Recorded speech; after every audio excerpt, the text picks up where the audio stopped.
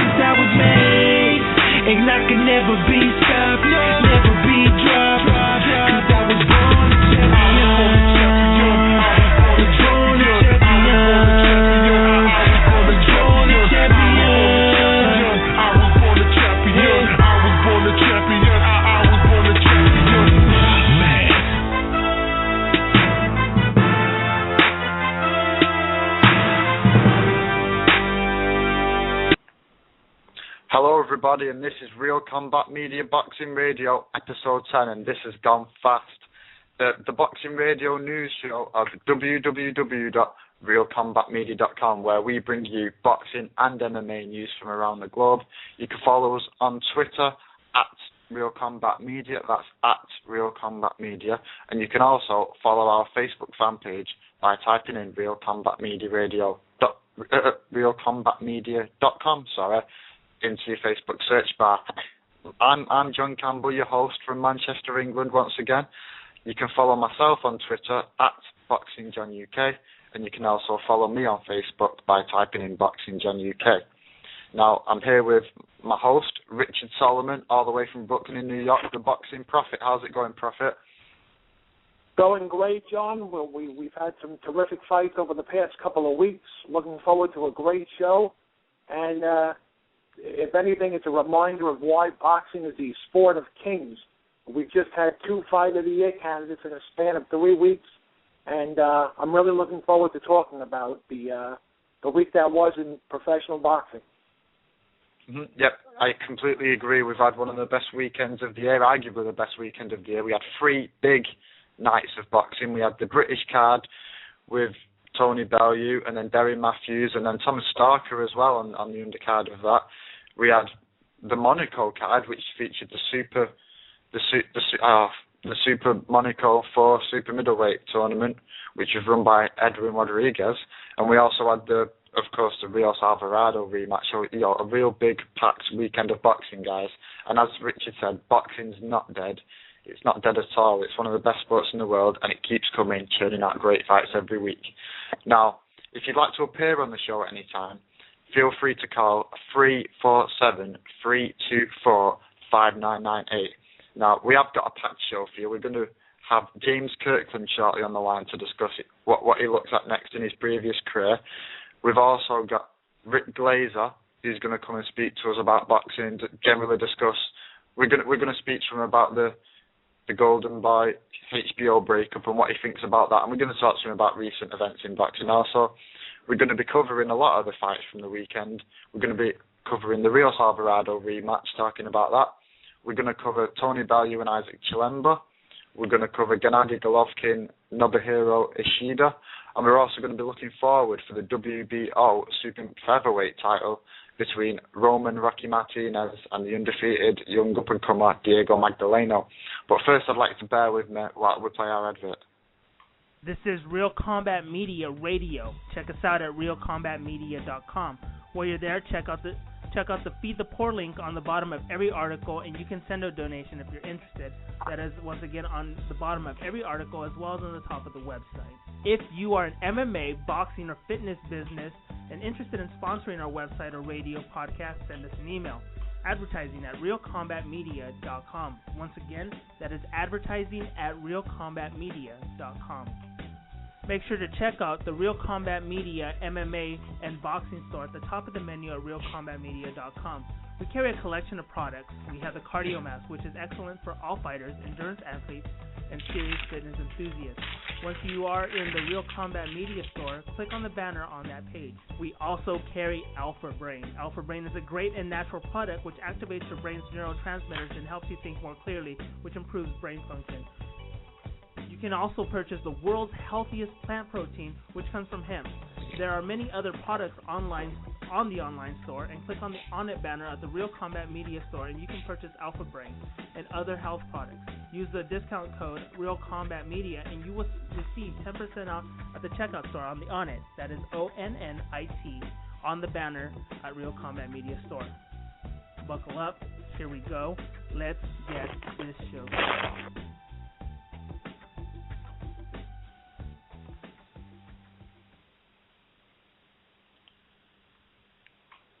Okay, we're back, guys, and we're just about to get James Kirkland on the phone. We're going to bell him now. Are you there, Richard? I'm here. Okay, let's call him.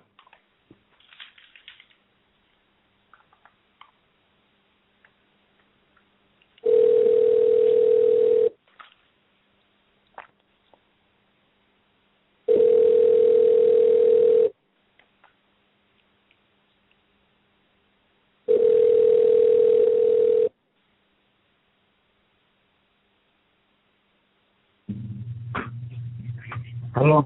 Hello, Mr. Kirkland. It's John Campbell, and you're live on Real Combat Media Radio. How's it going? Oh, can't complain. Just another day. How y'all doing? Yeah, I'm good. Great to hear from you. We've not spoke yet. I'd like to introduce you to my friend, co-host. This is Richard Solomon, the boxing prophet. You may have seen him. Hey, what's going on, Cap? How are you, James? It's a pleasure to have you on the show. Oh, man. It seemed like forever, man. I'm waiting to get back in there and make big things happen. Hello? Yeah, okay. Yeah, we're both here, James. Now, what I'd like to say is, like, you've been out of the ring for a year this month. Your last fight, I believe, was on the 24th.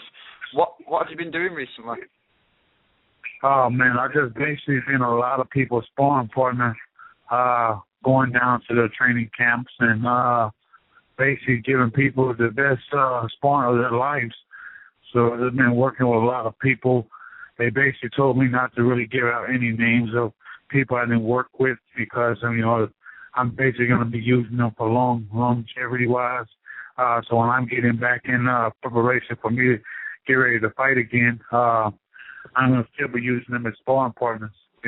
So it seems like it's going to be a great big year. As soon as I get back into it, I believe by the end of,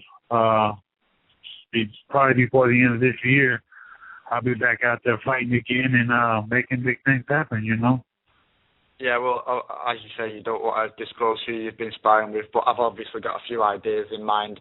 Have you been, because you're pretty much championship level sparring, are you getting a good income from the sparring? Is it keeping your bank account ticking over?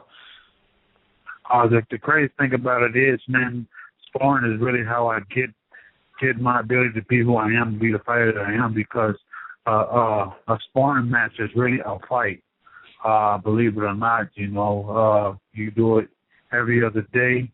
It's Tuesday, Thursday, and, Saturdays, it's always some sparring going on. It can always, something big happen.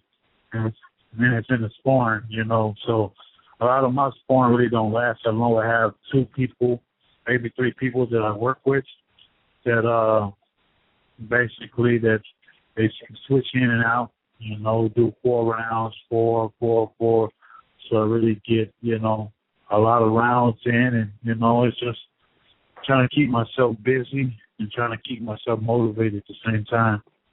So it's fair to say that you've been out of the game, but you've not been out of the gym. Oh, man, when people say, hey, man, he may lose his ability to fight or his ring life or be able to lose this or lose that. But the crazy thing about it is, man, to be able to fight, you have to be in the gym.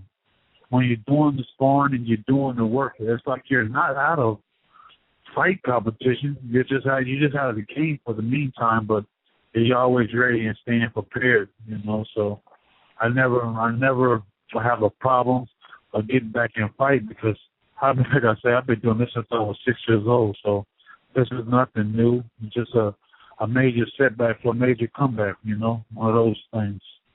I know, yeah, you do have quite a successful amateur career. I've looked at that. You've won a few titles and you've got a really impressive record, actually. What would you say is your proudest moment as an amateur? My proudest moment as in the amateurs would be that I had, in amateurs you're considered a team, and there's a bunch of fighters that get together, and you move as a team, you move as one, and you compete individually, but as a team, we always took the code as far as all of our fighters. We all left with being winners, and those are the proudest moments is when we all become successful because of hard work, Uh-huh. Now, you've been linked with Canelo most famously. You were supposed to fight him in September, and that fell through. Have you been at the table with any other fighters?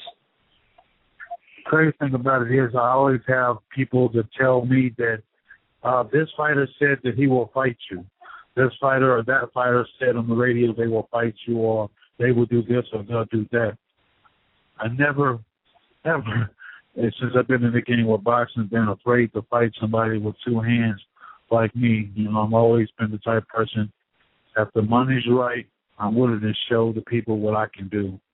And sometimes, a lot of the times that I fought, the money wasn't even right, but just the love for the sport and just showing the fans what they really want to see and want to see what Kirkland's able to do and be able to perform. And is he at that professional level to be considered one of the greatest fighters, And so I go in there and I fight the opponent. I don't even know, majority of the time, I don't even look to see what my opponent's successful thing or what is his record or what has he been able to do, because no fighter is like a Kirkland fighter. No one's like me. No one fights like me. So no one is never going to be able to say, well, I'm prepared for Kirkland. We can go 12 rounds. No person has went 12 rounds for Kirkland, So a lot of times I'll say, hey, it's good to have your mind frame built on that, and it's good to have that. But the work effort that I put in and all the work is in the proof is in the pudding. I work hard and I show it in the ring. I give my all, and majority of the time I break somebody's willpower, I break somebody's heart. Their courage level is not as high as they thought it was going to be in the mid rounds, or their self-esteem ain't all the way complete once they get hit with something. So it's a lot of things that come into account when you're really in the fight. So that's what I look forward to, and surprising my fans with bigger accomplishments. Mm-hmm. Now, is it frustrating that nothing's come your way in the past year? Because you had 6 fights in 2011, and you're usually quite an active fighter. Do you feel frustrated? Because after the Angulo win, it was a great win. It won round of the year, great first round, and you stopped Alfredo Angulo, a real tough fighter who's gone on and won some fights. Do you feel like you've lost a bit of steam and a bit of momentum? See, one time the phone had just kind of, I don't know if it disconnected or not. Yeah, well, you had 6 fights in 2011. You had a real busy year. You had the round of the year against Angulo. You beat a real tough fighter you stopped him in the 6th round, I believe. Now, is it frustrating for you that you've not been in the ring for so long?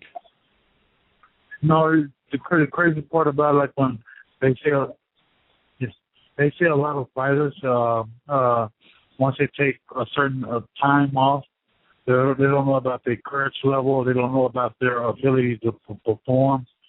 It's different with Kirkland. When I take my loss, I move with a different trainer, and he didn't do any sparring. So only common sense is if you're not practicing on taking any punches or being able to adapt to a punch or being able to take that into account, how are you going to be able to absorb one, or how are you going to be able to do that if you're not doing any sparring? You know what I mean? So that's where that really falls into play. But I take my wins and I take my losses. Like when they say when I fought Carlos Molina, that was a controversial decision, and like I say, man, I ended up getting the victory. But at the end of the day, I don't really count it as a win, because I feel that I was being held a certain way. Then My coach basically gave me something, and it just really messed up my ability to perform like Kirkland performs. Everybody looks at that fight and looks at all my other fights and say, damn, well, Kirkland has never fought like this in his whole entire life. It's because of the circumstances that actually took place into that fight, But, hey, I was considered to go on forward and continue to make boxing a bigger and brighter sport and showing the fans what they really want to see a fight. Everybody can sit there and move around. I can skip around the ring all day, and we never get any contact with a jab or 2 or 3 shots and move. But the fans wants to see a fight. That's what boxing is really about. So I'm always want to be able to get in those tough fights because those are what I like. I like the man-to-man combat, and you show your will and I show mine, and that's what it's all about. Yeah, you mentioned something about a pill, and I've read about this, some form of black pill that you were given. What? How did that make you feel? What do you believe that was? One thing, like a lot of times when the situation actually happened at first, I felt like my people were against me, but no one actually gets paid any money or any big money. So when I make money, they be able to make money. So if I was to take any type of losses or lose anything, it only affects their ability and their check or their income. So I look at it and say, hey, man, my coach that gave me something, she probably thought that it was going to better my ability to perform. Oh, I did. It's going to affect my ability to perform. It may be in the corner.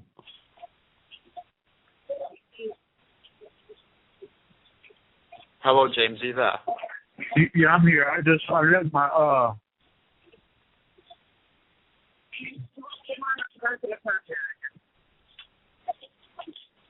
Is everything okay there, James? My girl's having a hard. I'm at the grocery shop at the same time. I didn't know you was in the call right now, but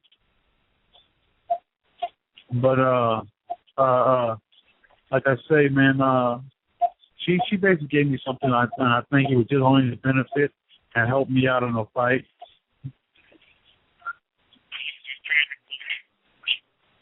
Whatever it is.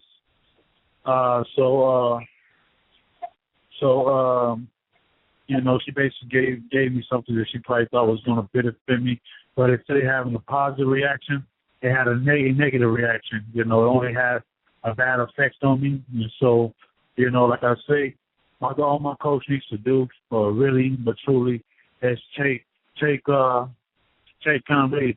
that, hey, she actually did this, and instead he said, no, I never gave him nothing. That only lets me know that it only makes me feel that you actually did something that was sneaky to hurt me. You denied the truth when we both was there, and you know what you did. I'm not saying that she intentionally did it to mess me up, but at the end of the day, I moved forward through it, but it really had a major effect on my ability to perform, Mm-hmm. Now, yeah, you broke up with Ann Wolf, your trainer, who's quite a successful boxer herself, and how does it feel as a boxer, psychologically, when you break up from a trainer that you've been with and you've been quite close with? Because you did seem to have quite a bond when you was in the corner. Like, how does it affect you upstairs when you break up with a trainer like that? When you break up with a trainer, and you're always going to remember the ability to be able to fight. You're going to know how you train, how you perform in a fight. But at the end of the day, you can always move forward. It isn't. At the end of the day, you're always going to move forward. It's never going to really affect you at the utmost. As long as you put the work in and the sparring. Mhm. Okay. Now, you had the fight with Carlos Molina, and it's safe to say that you was behind on the scorecards, but it was quite close. He boxed pretty well, Molina. He's quite a skillful fighter, and you started really coming on. You started really coming on in the later rounds, and it looked like you could have stopped him.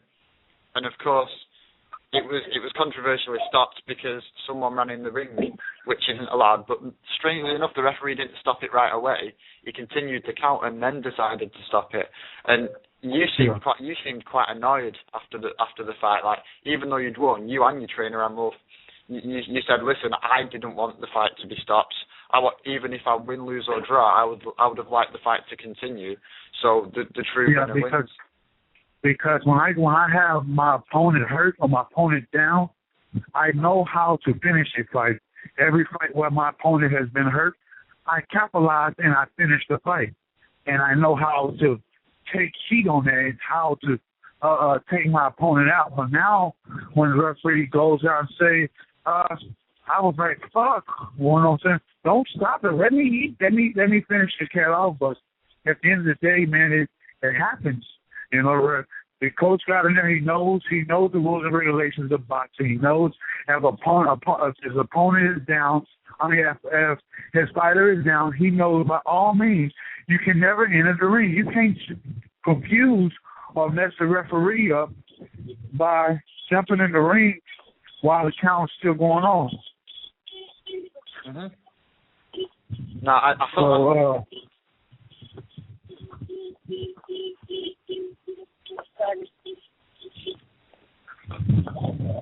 So he knows. Everybody knows the rules and regulations of boxing.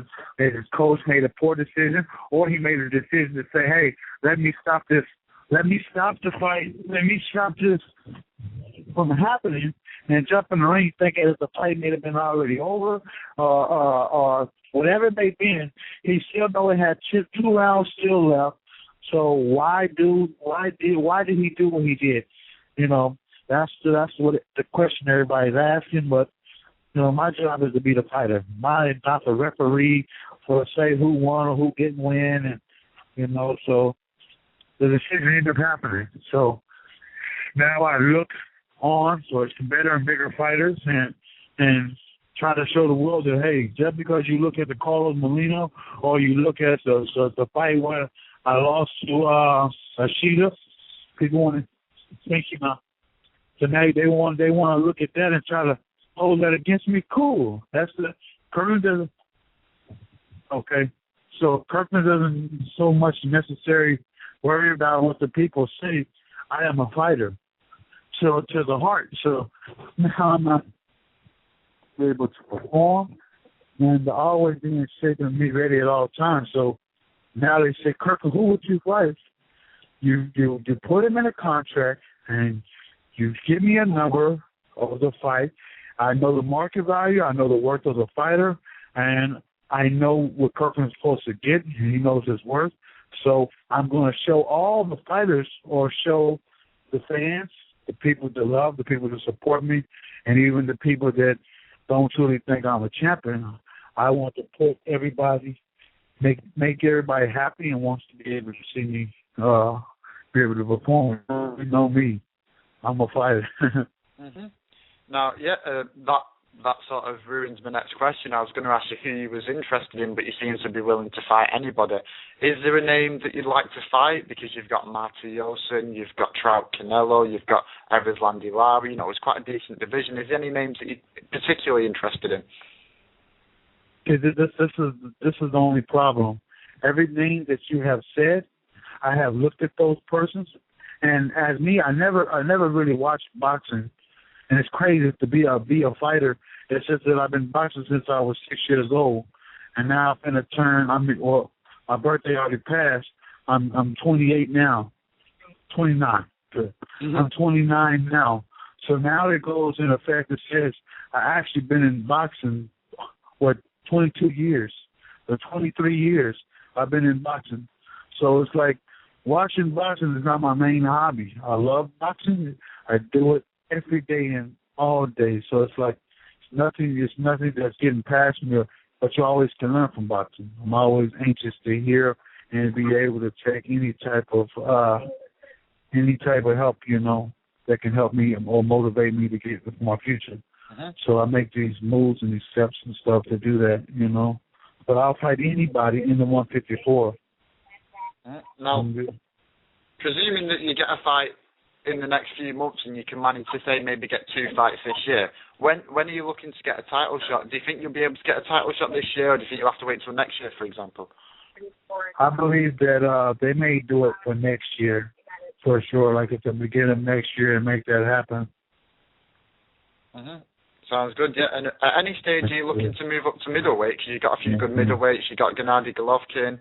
You've got Sergio Martinez. Are you looking to fight any of those guys in the future? And this is the beautiful part about it is, I know I can be world champion at 154. I know I can take those fighters. Then you say, let's move up to another level at 160. And that is beautiful because I don't have to, not saying don't have to work so hard to make 54 or work so hard to make 60. I don't have to work so hard to say, but I like my work to be be proof of the pudding, you know what I mean? So I like the work is what I like. I like hard training because the performance makes it easy, you know. So 160, all the people at 160, who is fighting like Kirkland? I watched Sergio Martinez. He now annihilated Chavez, outskilled him, basically outclassed him. He made the fight an easy victory. He moved, he grabbed, he turned, and he used that and his hands down. He kept the man off focus. But just imagine a fighter like me fighting that fight with my punching power, my ability to perform. He got hit towards the end. Instead of beginning, I throw combinations and I'm moving. I'm not pop shot, nothing. So, you know, like I say, it's a lot of fighters. You know, it's great fighters. I'm in a great position right now because everybody, you know, they're counting me out. They're saying, Kirkland, he's not performing, he's not training, he's not doing this, he's not doing that. So, of course, they're going to count their chickens before they head. So, you know, they're counting me out, and I know my ability. I know my success rate and my work rate. So I'm willing to put a lot of people to shame, you know. So okay, I'm going to give. Sorry, Mr. Kirkland. I'm going to give the boxing prophet a chance to ask you a few questions. Go on, Richard. How you doing, James?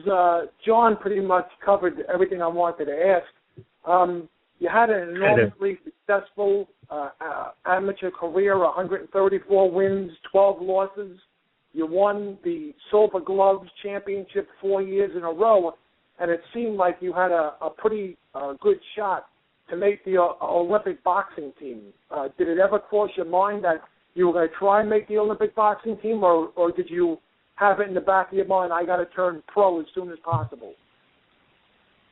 The only reason that I moved like I moved as far as turning pro is because my home wasn't a happy home. In the gym, as far as the boxing gym, no one had any money to be able to send us to send the other fighters or the amateurs to any type of amateur events. We didn't have money to keep the gyms and stuff open. So I made that move and a transition to say, hey, you know what? I'm going to do this for the team, you know. So that's why the Olympics got I'll X that out the way and shot straight for what I need to take care of it and be able to put some money behind the gym and perform as a fighter, you know. So now when it comes now it comes and it says, okay, Kirkland, you know, now you reached a certain level of boxing where the whole world knows you. But now I've seen how easy it is for people to get called out and people to win world titles. I see Izzy Smith. He just beat Bunges, and you know he has a world title. But they say, hey, he wasn't even ranked. Who knows who is Izzy? So the world asks him, who is Izzy? Izzy signed with TMT Promotion, the Mayweather, and they actually got him in that position. Now I feel that the man's on top of the world. And I feel that, hey, he didn't train as hard as Kirkland to push to get to the level to fight for a world title, but they give it to him. He gets the action to do it, and he's there. Boom. He gets it. Now he has something for the rest of his life to say that, hey, you know what? I did something. I got to do something that a lot of fighters, majority of all the fighters, can never do, and that was to win a world title. I did that. So now it's hard for me to take in the type of stress and uncomfort is because I've been doing this my whole life, trying to get to that position to fight for a world title. They say, you know what? After this fight, you fight for the world title. And then I hear that, and they say, no. After this fight, after that fight, after you're gonna fight for the world title. And I say, shit. All these afters and after the fight, when this fighter doesn't want to fight you. You have to be mandatory to fight him. You have to be ranked number one. You have to be this. You have to be that. You get to that position, and it still never happens.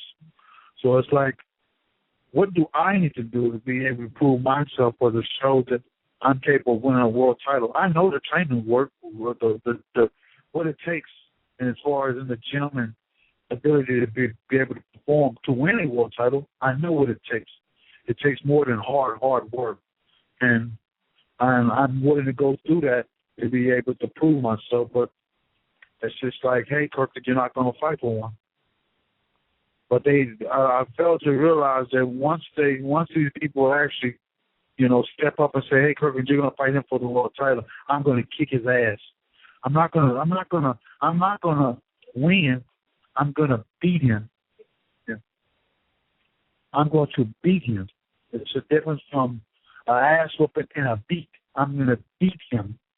Some people say you beat him to death. I'm gonna beat him so where he's unconscious, and that's how. And I would do a professional fighter, and somebody that knows boxing, and people criticize and people that say, hey, this fighter is a lot smarter than you. And those fighters, I can do that way and beat them unconscious, So, I mean, I just, I'm taking one step at a time, and I want to be able to perform, but they seem like they won't let me do it. So, hey, in the meantime, I'm just trying to take it one step at a time and keep trying to think positive and do the best and wishing to get back in there, man, at any time, because I really miss boxing a lot. So that's why I'm just like, trying to keep doing my all to make sure that I can be in there as fast as possible. So, it's a stressful situation, but it is what it is. You should always keep your head up, and what makes you great is that you've always been a fan-friendly fighter. You were at one time one of the more prominent rising junior middleweights in the world. I remember when you scored impressive back-to-back victories over Brian Vera and Joel Julio. I said this is a fighter to be reckoned with. A lot of fighters say that, that they look back at a loss and they say that they learned from it and it made them stronger.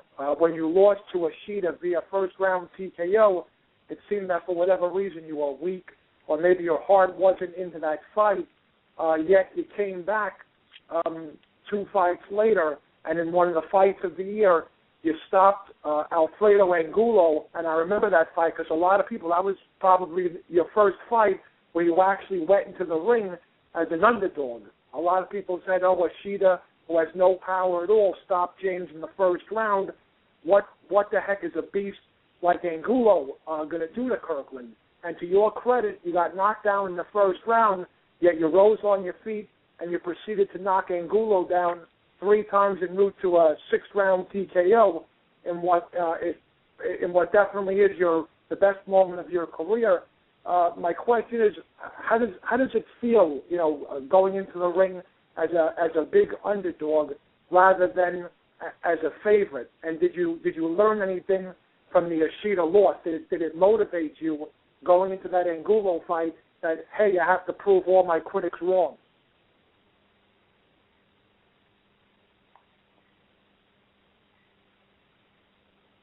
Are you there, James?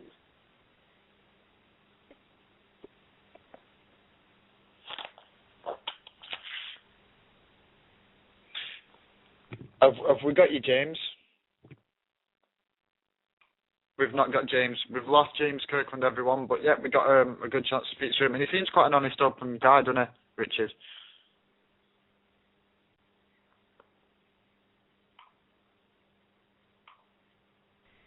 Hello, Richard.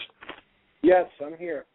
I'm sorry to say that we've lost Mr. Kirkland, but at least we got quite a good interview out of him. Quite an honest, open fighter, isn't he? He's a very exciting fighter. He's a toe-to-toe warrior who's good for the sport.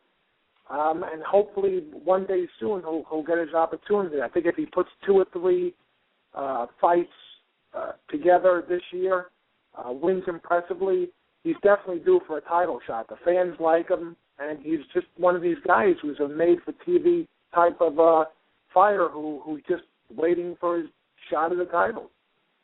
Well, yeah, he's like a smaller Jeff Lacer. He likes to get in there and get stuck in and corner his man. He likes to beat his men down. He doesn't like to. He's always looking to score the knockout. He's not trying to win rounds. He doesn't like getting rounds in the bag. He's always looking to score the big shots, which is always good to see. A guy who likes to come and fight. The problem is, are these big guys going to want to fight him? Because he's a risk. Because if they beat him, if say for example Lara or Marty Olsen, or even the winner or loser of Trout Canelo, for example, were to step in the ring with him next, when he's been out of the ring for a year, people are going to say James Kirkland is bad news. He's old gravy. He's not going to cause a fuss. But he's still an unnecessary risk for these guys. So, is there much value in fighting James Kirkland for these big names right now? It's a good point. And also, you got to remember, James Kirkland has power in both hands, and he's the type of guy where even if he's down 7-0 on the scorecard, he always has that one-punch power. He's never out of a fight. He can always change the outcome of a fight with one punch. And, styles make fights. So if you stand in front of Kirkland, like Vera and Julio did, and to a certain extent Angulo did, Kirkland's going to knock you out unless you have a chin of iron. But, his last fight against Carlos Molina, he struggled. Molina is more of a boxer or safety-first type of guy, moves around the ring, uses an educated jab. Styles make fights. From what I understand, Lara is supposed to fight Angulo. So I don't know if Kirkland wants to fight Angulo in a rematch, but if Lara beats Angulo, styles-wise, Lara can give Kirkland fits because Lara is, from Cuba. He's the type of fighter, safety-first type of guy who has that educated jab and relies heavily on his defense to win fights. So we'll see. But James has got to stay busy, keep on sparring, get a couple of fights, win impressively, and, make all the promoters remember that James Kirkland is a very, very fan-friendly fighter who I would guess would generate big TV ratings if he gets the opportunity to have a major fight somewhere down the road. Well, yeah, as he said, he's 29. He thought he was 28 for a while, but unfortunately for him, he's recently found out he's 29. Now, he's not long out. He's got a good few years before he needs to think about retiring. There's no way that he's out of the game. A few more fights and he's right in there. He's still a top 10 fighter. He's not even had a year out of the game just yet. Hopefully he'll get a fight in the next couple of months and we'll see from there. Maybe he'll get on the undercard of one of these bigger shows that are coming up. But what I think is, it depends who he fights, because obviously he's going to want a tune-up, which will give him a bigger fight maybe towards the end of the year. So I'm not thinking that he's going to have a title shot this year. I'm thinking if he does have a title shot, it will maybe be the summer of next year. But it depends who he fights. If he fights 3 nobodies, then people aren't going to be shouting for a title match. He needs to beat these guys that are in the top 10. And in my opinion, he mentioned Ishii Smith, and I think he'd definitely beat Ishii Smith. I think he'd beat Ishii Smith tomorrow. Do you agree? I think he beats Ishii Smith. I think he even beats K9. I think K9 fits perfectly in his style. Likes to exchange, doesn't really box. But like you said, it all depends who Kirkland fights. If he faces a bunch of fighters with, basically 500 records or basically club fighter level type fighters, he's not going to gain anything by it. He has to take 1 or 2 fights to keep busy, and then challenge someone, whether it's junior middleweight or middleweight, challenge someone who's in the top 10, beat them impressively, and then eventually the title offers will come, whether it's, Ishii Smith or whether it's the winner of Trout against Canelo. I mean, certainly if Canelo can beat Trout, a fight against Kirkland, knowledgeable boxing fans know that Kirkland against Canelo, as long as it goes, has the word war written all over it. So, it all depends on the outcome of several other fights, but James has a lot of opportunities. He just has to get back in the ring as soon as possible and get some wins under his belt, quality wins. Yeah, I completely agree. I do completely agree. Now, who would you like to see him fight? Is there any names in that top 10 that you're looking to see him fight? I think it'd be a good fight if he fought Matty Olsen. Which I couldn't hear you. Say that again, please. I think it'd be a good fight if he fought Vanez. Oh, Matrosian would be a great fight for James. He's a pressure fighter. He would go to war with Kirkland. It would be a fight in the trenches. Martizian fought Lara on HBO. It was ruled a technical draw. I actually had Lara winning the fight. It was a fight that a lot of boxing fans would like to forget because Lara, like I said, is a very safety first, defensive-oriented fighter. I believe the fight was stopped at the end of 9 rounds. I had Lara winning 6 rounds to 3. Martizian couldn't deal with Lara's jab and his defense. But, Kirkland's not like that. Kirkland's made to order. He believes in trench warfare. I'll fight you in a phone booth. And Martizian will be there for Kirkland. And I think it would be one of those fights where, skill sets don't matter. It's all heart. Who wants it more? And I think if James brings his A game to that war, I think he could beat Martizian. But it's a great fight, though, John. He came up with a very solid fight. Mm-hmm. And just while we're here, while we're waiting for our next guest, what do you think of Trout Canelo? Because we've not spoke about this, Richard. The Trout Canelo, it's coming up in a couple of weeks. This, to me, originally, if you remember correctly, the Trout Canelo fight was supposed to be on the undercard of Mayweather Guerrero on the pay-per-view show. Now, rumor has it that it was taken off because Canelo wanted Mayweather's signature on a contract that said the only way I'm going to be on a Floyd Mayweather undercard on pay-per-view is if I beat Trout and Floyd beats Guerrero, Mayweather has to fight me next. And of course, all the fans that are anti-Floyd said Floyd wouldn't sign the contract. It all depends on who you believe. Floyd said that he dictates who he fights next. So the powers that be took that fight off of Showtime, and now Canelo will not fight Trout on pay-per-view. It'll be on Showtime cable. I think it's a very dangerous fight for Canelo. Canelo is very, very robotical. He has great power in both hands. Not exactly the quickest fighter in the world. If you stand in front of Canelo, he'll destroy you. He beat an over-the-hill Shane Mosley. He's got a lot of impressive wins on his resume, but they're all against C+, B- top fighters. He never really was in there against an A- type of guy like Austin Trout. Austin Trout has a great educated jab, good defense, ring generalship, can move around the ring using his feet. The last time I saw Canelo fight anyone resembling that was when he fought Alfonso Gomez.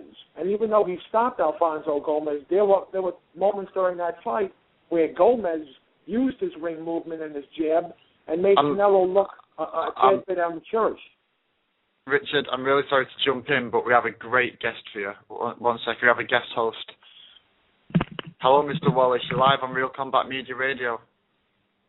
Hey, John. What's up, big guy? How are you? Yeah, it's great to finally speak to you. I've been quite a fan for a while. Everybody, if you don't know, this is Vivek Wallace. He worked for a long time at Eastside Boxing, and he was recently the Fight Hype radio host, and it's great to have him on and finally speak to you.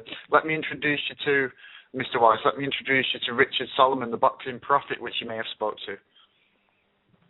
Hey, how's it How going? you doing? I'm doing okay. Pretty good, thank you.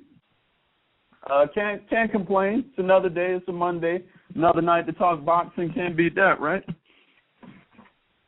Now, let's get on to Rios Alvarado without any further delay. At the Mandalay Bay Hotel and Casino in Las Vegas, we saw another great fight, a light welterweight contest between former lightweight champion in the WBA, Brandon Rios, and Mile High Mike Alvarado. Last year, when Rios stopped Alvarado in round 7, it was potentially the fight of the year, arguably, barring Marquez Pacquiao 4. This time around, however, Mike Alvarado got his revenge in a unanimous decision with 2 scores of 1-1-5, 1-1-3, and 1 score of 1-1-4, 1-1-3. What did Alvarado do differently this time, Vivek? Well, my whole opinion coming into the fight was that even though Rios stopped him initially, I felt coming in it would be Alvarado's fight to win for the simple fact that they both knew that there were going to have to be adjustments made, yet only one of them, I think, were really capable of making those adjustments, and I think that was Alvarado. Alvarado has shown us that he does have some boxing skills, wherein I think Rios is as solid as he is, because I'm a big fan now. Once upon a time I wasn't, but as solid as he is, I think Rios has never shown the ability to make adjustments. And I thought it was really interesting that as much as his trainer, Robert Garcia, was pressing him to change certain things, he kind of made it very clear that he can't. I mean, he literally could not adjust. And I think that he's one of those guys that will make a living with the Margarito template, which is basically stalk till you can't walk and basically just wear a guy down. But he happened to be in against someone who had the stamina to outlast him and the work rate to outwork him, so it didn't help. And I thought that the fight played out the way that I thought it would because of Alvarado's ability to box as opposed to Rios' inability to adjust. Well, yeah, I completely agree. Alvarado's a very tough come-forward fighter as it is, but in comparison to Rio in terms of styles, he's much more better at that middle distance, landing straight punches as opposed to getting rough and tumble right on the inside with the bent arm shots. He's good on the inside against other fighters, but that's where I see Rios to be a stronger fighter in the inside with the big left hand to the body, big left hand upstairs. And the reason why I predicted Rios, even though in the first fight I predicted Alvarado for the reason that you mentioned, he is a better boxer and he knows how to mix it up better. And as I said, he's better at the middle distance with the straight shots. I just didn't think Alvarado is, and this isn't an insult to him, I didn't think he was mature enough to not get drawn into a fight, which we saw in the first fight. There's no reason why it wouldn't happen again. Alvarado going into the ring would know, right, I need to not get involved there. But I just didn't think he had the maturity to take that step back. And this fight he did. He was willing to use his feet, and it was pretty much the ability to step back and then move back in and throw the shots instead of throwing his shots, landing good shots at a middle distance, and then allowing Rios's 5th and 6th shots to land, where the first 3 or 4 weren't because he was getting caught by Alvarado's shots. He was landing the 2 or 3, getting out and landing the 2 or 3 again. Now, Richard, what do you make about Alvarado's performance? Are you impressed? I was very impressed with Alvarado's performance. I actually thought Alvarado, at least on my scorecard, was ahead in their first fight when the referee stopped it. I thought it could have gone and should have gone longer. I don't know that Alvarado would have survived, but he made great adjustments in the second fight.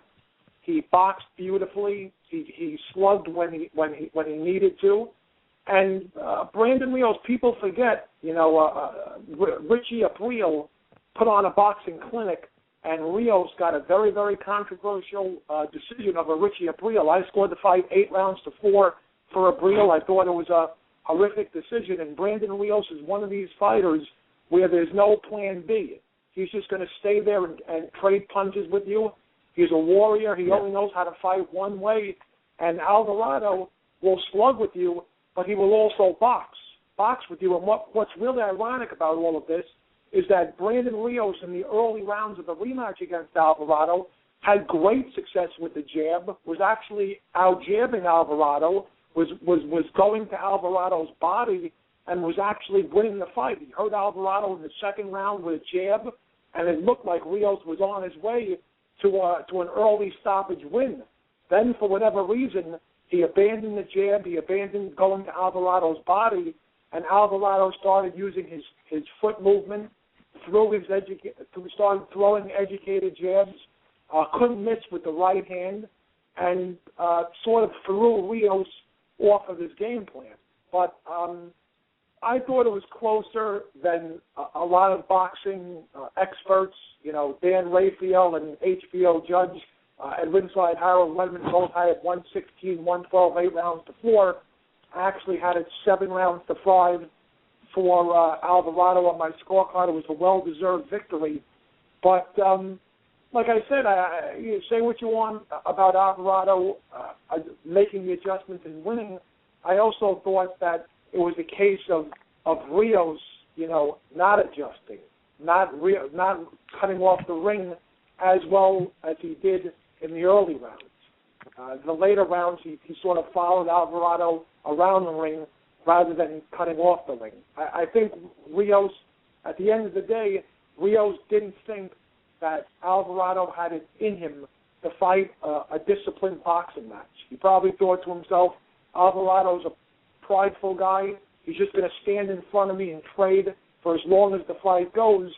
Yet Alvarado fooled everyone, including his harshest critics, by saying, I can not only, brawl with Rios, I can box as well. And I thought it was a great performance by Alvarado.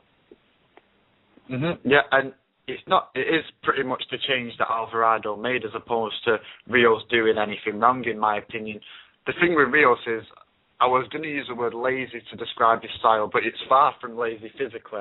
It's mentally lazy. It's stylistically and tactically lazy in the sense that he has that one style, and you have to last 12 rounds against him. That's the first hurdle you've got. The second hurdle is not run away that much that you can win more than 6 rounds. You don't have to try and win all 12 rounds against a fighter like this guy. You've just got to win 7 and survive. But it makes it very difficult mentally pressuring on these guys, because these guys know that as the fight goes on, they're going to get more and more tired. And fighters like Rios and fighters like Margarito, they're made for stamina. They're built with stamina because they know that's the only way they're going to win fights.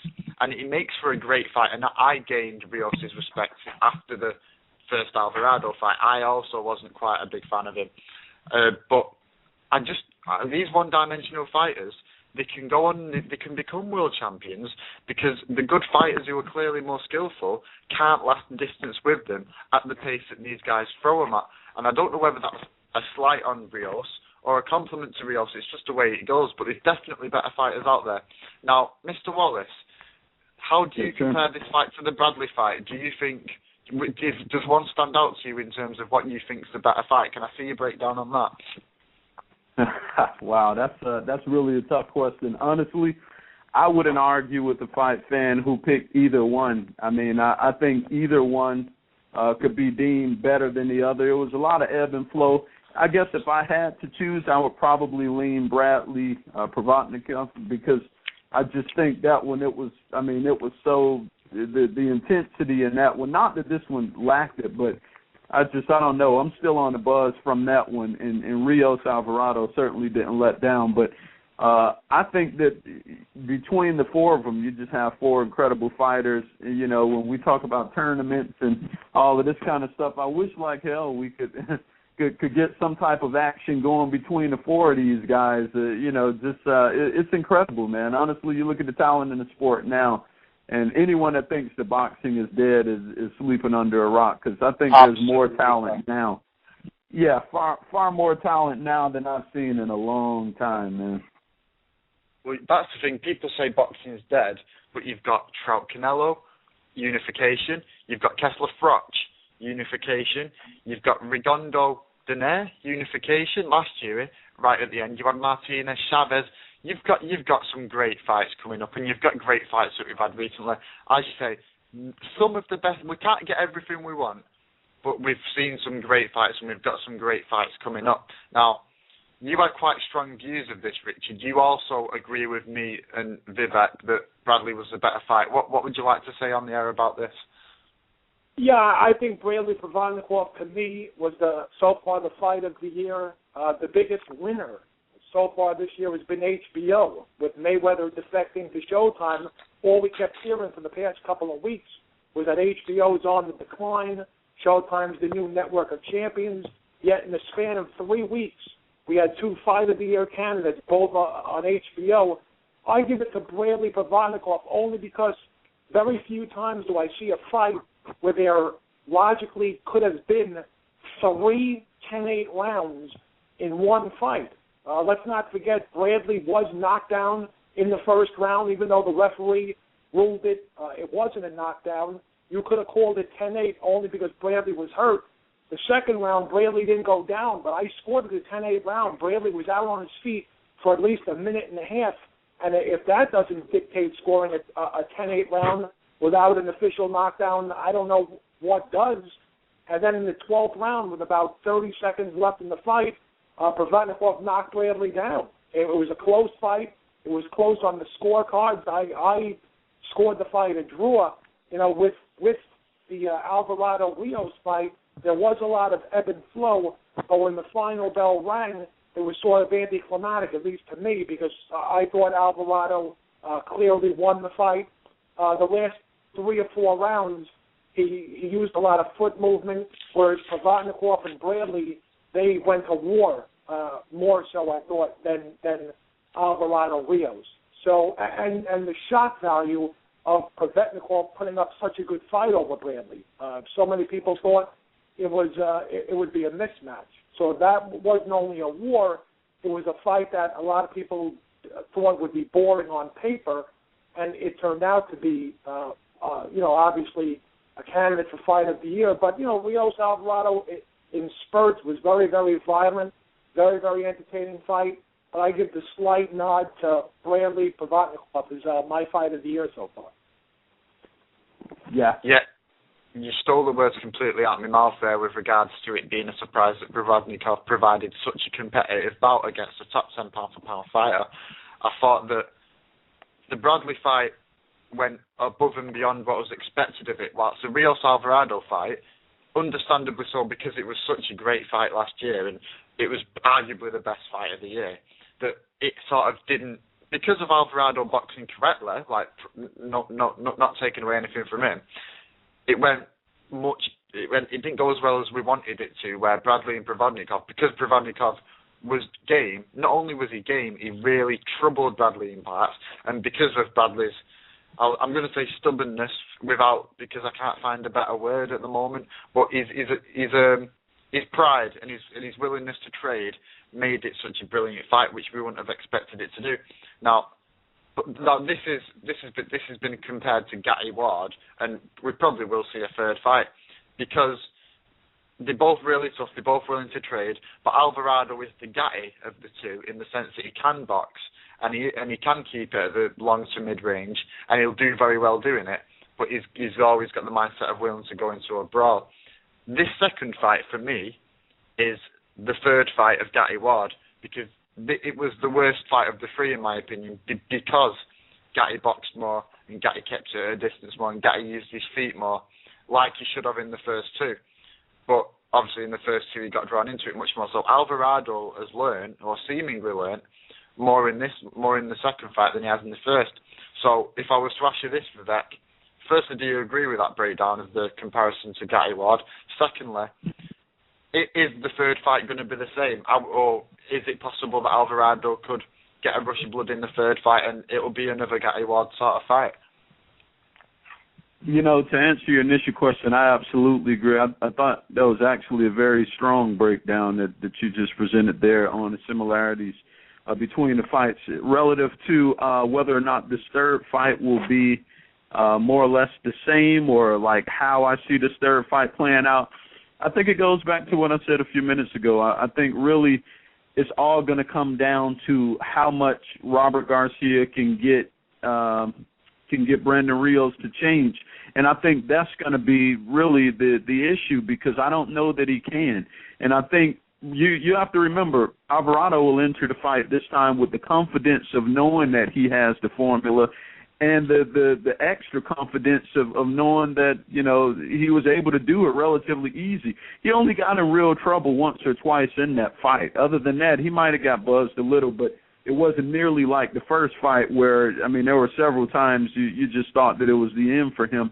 I think Rios is going to have to dig deep. We know that conditioning has been an issue for him. No one's talking about that, but I think that there were points in that fight where he might have been a little winded.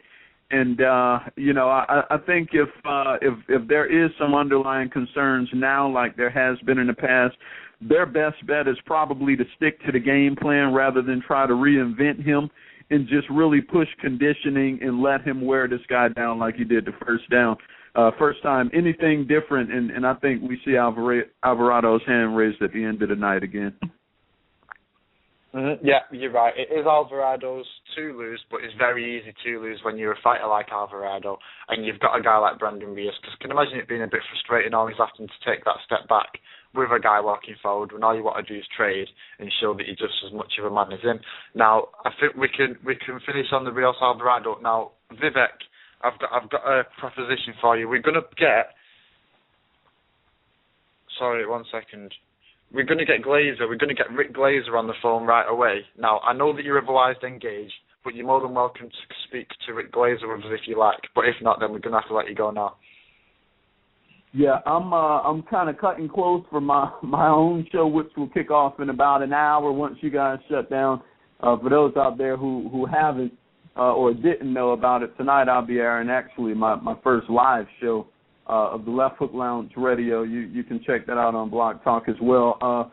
I wish I could hang around, though. I like Glazer. I'll be listening. I cannot stay much longer, and I do apologize, guys. But hopefully okay. I can get back on sometime. Well, yeah, okay, there you go. I've just sent you the link on Facebook to the show, so you can listen to us and listen to what we've got to say to Glazer. It's been great to have you. I've wanted to speak to you for quite a few months now, and you're more than welcome to come and do another segment with us on another show. And maybe if you want me, I'll call on your show. I'll probably listen to your show after this one if you won't mind that. Hey, absolutely. I'll be back whenever the smoke clears. Just a million things going on right now, but I enjoy the show and will be a part of it anytime I can. I appreciate the opportunity. Yeah, you're more than welcome. And, take care. Bye for now. Okay, guys. Take care. Thank you. Take care. Yeah, it's great to speak to Mr. Wallace. Have you watched Fight Hard Radio much, Richard? Hello? Richard? Yes, I'm here. Yeah, have you listened to Mr. Wallace on Fight Hard Radio before? No, not yet, but I intend to, and hopefully one day soon I'll be able to. No, he's no longer the host, so you're going to have to look at old shows. He's recently parted ways with Fight Hard Radio, but he was a great host for one of the top shows in the world. Now we're going to move straight on to the Gennady Golovkin fight. Gennady Golovkin stopped Nobuhiro Ishida in Monte Carlo, Monaco, in France, in 3 rounds to defend his WBA and IBO middleweight titles, and he shows no sign of stopping at 30 years old. He takes his record to 23 wins with 23 knockouts in 26 wins. Now, what's your opinion of Golovkin? I don't know your opinion of Golovkin yet. We haven't spoken about this guy. I think Golovkin is the real deal. He's definitely willing to fight anyone, and I could see him fighting anyone from 154 to as high as 168 pounds. I was actually in attendance live in New York City, Madison Square Garden, the theater, when he destroyed Gabriel Rosado back in January on HBO. I saw firsthand what a beast he is. He can do a little bit of everything. He can go to the body. He has power in both hands, and he has an educated jab. You know, he had an enormously successful amateur career. He has, like I said, he has power in both hands. Ishida, in retrospect, was a fight just to keep him busy. From what I understand, HBO has him set to return in June. I don't know who the opponent is, but I think that eventually when the smoke clears, assuming that Sergio Martinez and Julio Cesar Chavez Jr. are both successful in their next fights, they'll have the rematch. But to me, a dream fight that really needs to be made is Golovkin against Sergio Martinez. I think it would be a great fight. Okay, we're going to call Richard Glazer. I'd like to see what his opinion is about Gennady Golovkin.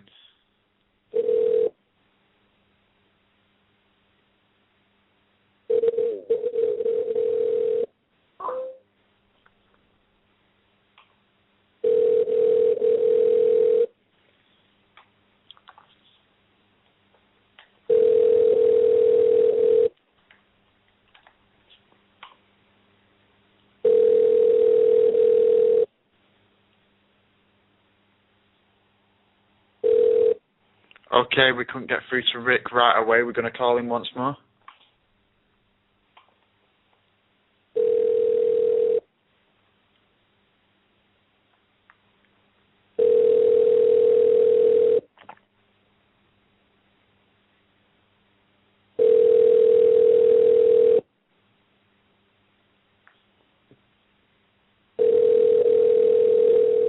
Okay, we're going to continue with Golovkin discussions because unfortunately we can't get through to Rick Glazer at the moment, but that's okay. We'll call him again in 5 minutes. Now, I completely agree that a Sergio Martinez-Gennady Golovkin fight would be an absolute dream match. I mean, how do you break this one down? We've not seen everything from Golovkin yet.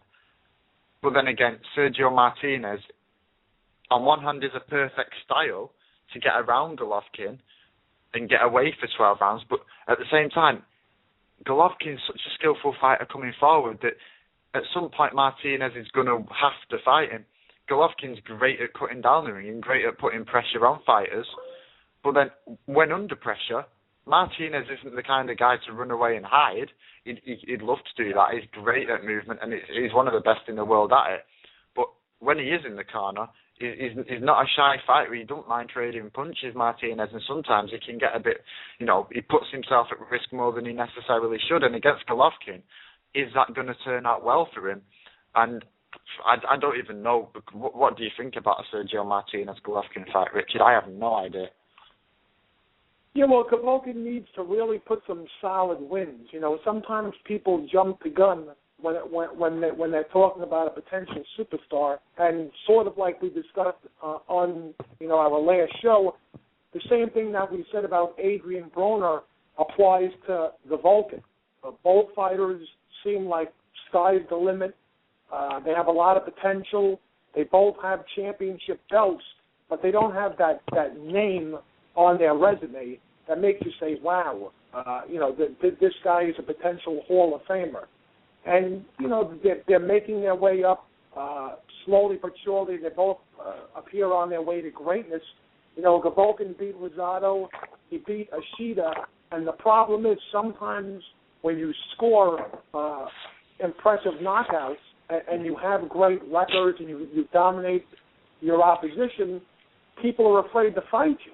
And from what I understand, HBO is having a problem already finding an opponent for Golovkin in June. No one wants to fight him. So he's in a position now where he's looking almost too good for any middleweight or any super middleweight to challenge him. He's kind of become, in essence, one of the most feared fighters in the world today. Yeah, but when I was on a different radio show on the panel, they got Abel Sanchez on the phone, and Gennady Golovkin couldn't speak very good English, but we briefly got him on for a few simple questions, and he tried his best to answer them, but mainly he needed a translator. Now, what he said, and what I completely agree with, is that he had to go for the IBO title because none of the main fighters would fight him, and he feels like he deserves a shot at one of the main titles. But they said they offered most of the top 10 fighters fights from 154, actually light middleweight, to 168, and none of them, very few of them, want to fight him. He needs to basically get in guys. And to be fair to your point, he's not beat anyone great yet. He's not beat anyone worthy of us saying, right, this guy's awesome. He's clearly a very, very good fighter. He's an Olympic silver medalist. He had a great he was part of the Kazakh program, which is still to this day one of the best amateur boxing programs. He beat Andre Durrell in the semi-finals, sorry. And as a pro, he's completely undefeated, and only 3 guys have gone the distance with him. But who would you like him to fight for you to be impressed? Obviously, you got Martinez, but if he was to beat Peter Quillin, would you be satisfied that he's on his way to greatness? Absolutely, and I think styles make fights, and Peter Quillin would be a beautiful matchup because Peter Quillin has some power and can box, can use a jab, can circle around the ring, and give Golovkin fits in terms of his style. I just don't know that Quillin's chin can hold up to Golovkin's pop in both of his hands. If that fight was made tomorrow, obviously Quillin is fighting on the undercard of Zab Judah against Danny Garcia on April 27th. He has to win that fight first, but if the fight's made tomorrow, Quillin successfully defends his title at the end of the month. If he was to fight Golovkin next, I would pick Golovkin. I think he's just his power and his will to win would be too much for Quillin, at least in my eyes. Is this guy the next Manny Pacquiao? I don't want to speak too soon, but is he the exciting? Oh my God, Golovkin's fighting this weekend. Is he that guy that really captures the imaginations of the fans? Because he's got me. He's got me well hooked. I'm not saying he's going to be great. I'm not saying he's going to be the best middleweight. He's going to be the next Marvin Hagler. He's going to be the next Carlos Monza. But what I'm saying is he's got me hooked. I want to see him fight again. Do you know what I mean? I agree with you wholeheartedly, and I'm a boxing fan who really doesn't jump on any fighter's bandwagon right away. But in interviews I've seen with Golovkin, he grew up worshiping Mike Tyson. And his credo has always been, why should I carry a guy and go 5 or 6 rounds just to get in the ring work when I can knock him out in 2 or 3 rounds? And that's basically what he's done his last 2 fights, knocking out Ishida and knocking out Rosado in one-sided fashion. The problem is, like I said before, who's going to step up and fight him? And he said he'll go to middleweight, to super middleweight. He doesn't care. He'll face anyone. And there's a reason why when Floyd Mayweather made that jump from HBO to Showtime, they were saying, will Floyd, instead of, he's facing Robert Digos Guerrero next, but instead of, having fighters that he knows he can beat, will he take a risk towards the end of his career and fight, Sergio Martinez or an Adrian Broner or Golovkin? And I think sky's the limit for Golovkin. It's just a question of does anyone have the grapefruits to challenge him? I really doubt. I really hope, but I really doubt that Floyd Mayweather would fight a Martinez or a Golovkin. Obviously, Golovkin's beat nobody that could tie Mayweather's proverbial bootlaces, to be completely blunt.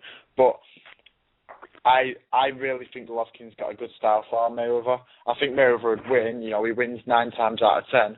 But to give Golovkin that 1 time out of 10, he is an impressive fighter and he's really skillful. He's got the style. We know that he's not proved it in terms of greatness, but we know that he's got the ability to do really well against most fighters. I'm not saying Floyd Mayweather, but most fighters in the world. Sergio Martinez, on the other hand, he's a different kettle of fish. He's proved it. He's proved his ability. He's got one of the best engines, one of the best conditioning in the world.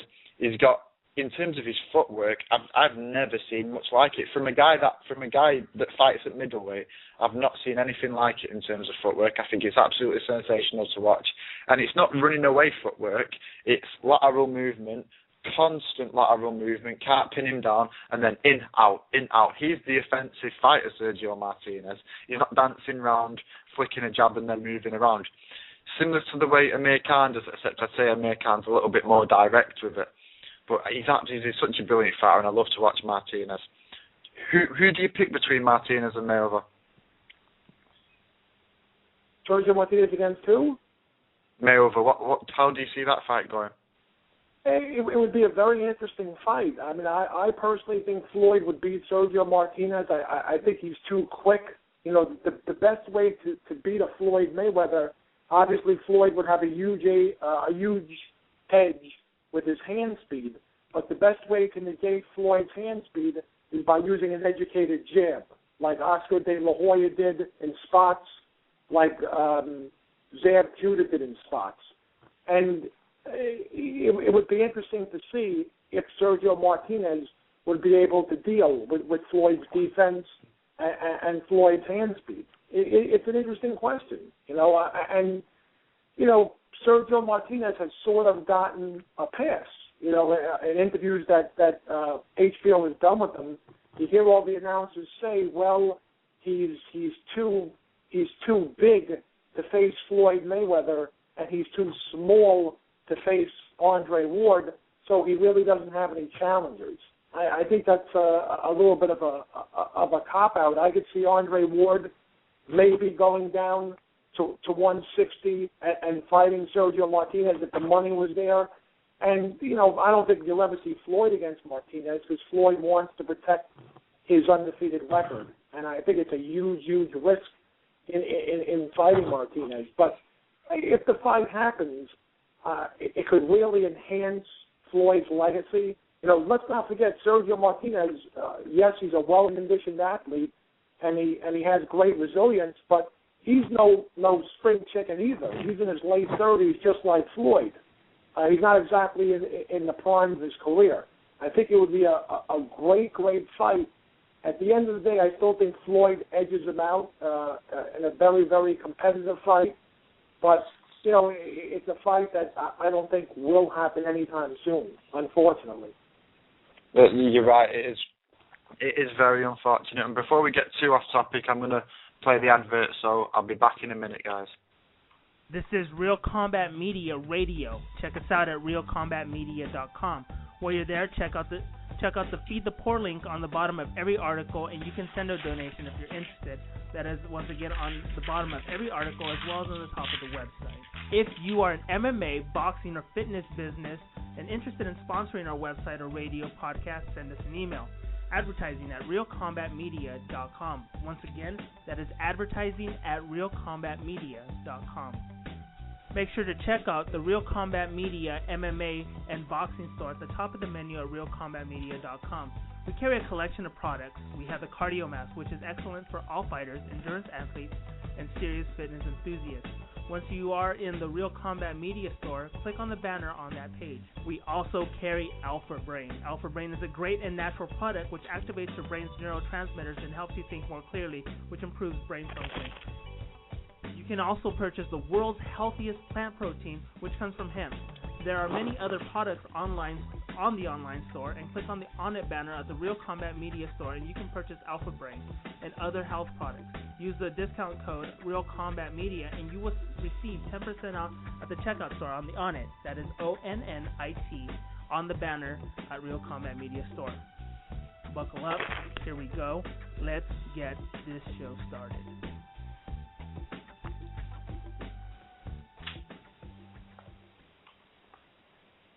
Okay, and before I carry on, I'd like to go through a few of this weekend's results.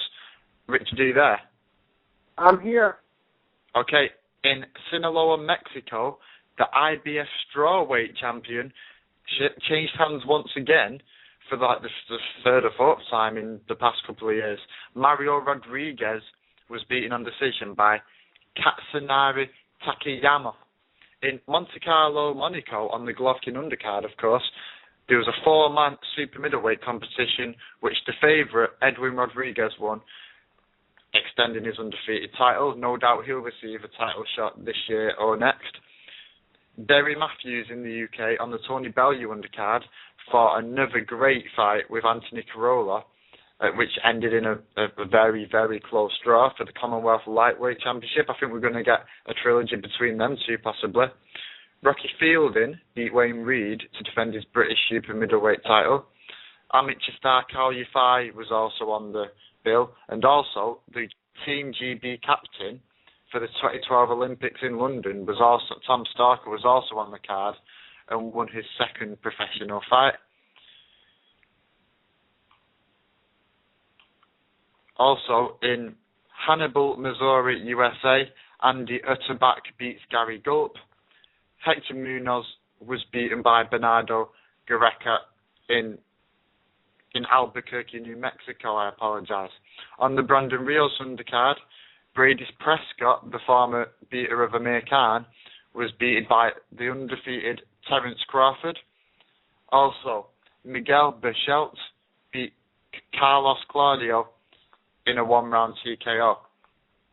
Now, Tony Bellew and Isaac Chilemba headed a card in the UK on Saturday, and that fight ended in a draw. A very decent fight, but this fight was to see who would be fighting. It was an eliminator for the WBC light heavyweight title, which is currently held by Chad Dawson. Bellew had a title shot for the WBO title against the Welsh Nathan Cleverly, which he lost in a closer fight than many people thought would at the Liverpool Echo Arena. And since then, he's been rebuilding his career. He's got a win over Edison Miranda in his last fight. He's beat some decent fighters, and now this was his shot to get another world title. Not only the WBC champion, but the number one in the world, despite his loss to Andre Ward last year. Now, what did you make of this fight, Richard? Well, I thought that Bellew clearly won the fight. I didn't agree with the judge that had it 8 rounds to 4 against Bellew. The problem was that there was uneven action in the fight. Neither fighter put on that great of a performance. Bellew admitted after the fight that he made a stupid mistake by taking off a couple of rounds in the middle of the fight, which allowed Chilemba to gain some momentum. But, James Buddy McGirt let, after the 6th round, he let his fighter know that the opponent wasn't anything special. That there weren't any knockdowns in the fight, no memorable exchanges, but clearly Bellew landed the cleaner shots, the harder punches. He was more active. With this draw, I don't think he's going to get a title shot, like you said, anytime soon. Chad Dawson is already penciled in to make an optional title defense against Adonis Stevenson on June 8th. So we'll see what happens. But I don't think a rematch with Bellew against Chilemba will happen anytime soon, because it was, let's call it what it is. The fight was very, very boring, very, very uneventful. The fans don't clamor for a rematch, so I guess both fighters will just have to keep busy, work their way up the ladder, and just maybe they'll see Chad Dawson, or if Adonis Stevenson can pull off the upset, they'll see the winner of that fight somewhere down the line in the future. Well, yeah, the only reason why the rematch would happen is simply because the light heavyweight division, let's be honest, it's not the best division in the world. It's quite a dry division. Besides Hopkins and Dawson, of course they've got other good fighters, but there's no one that's really capturing the imagination, shall we say.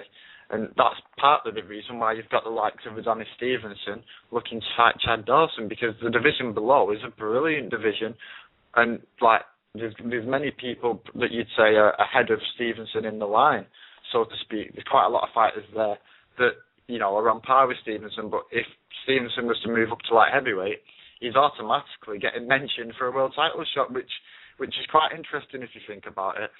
And the only reason why these two would fight again is because it'd be unfair to give Bellew the title shot when he's recently drew with Chilemba. The problem this poses for Bellew is he's already lost a title shot against Cleverly. He's clamouring for a rematch with Cleverly, but that's not necessarily going to happen now. He needs to beat the people that are in front of him. And even if he was to get a rematch with Chilemba, it'd be in 4 months' time minimum.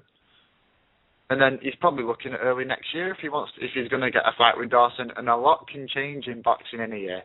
And I feel unfortunate for Bellew.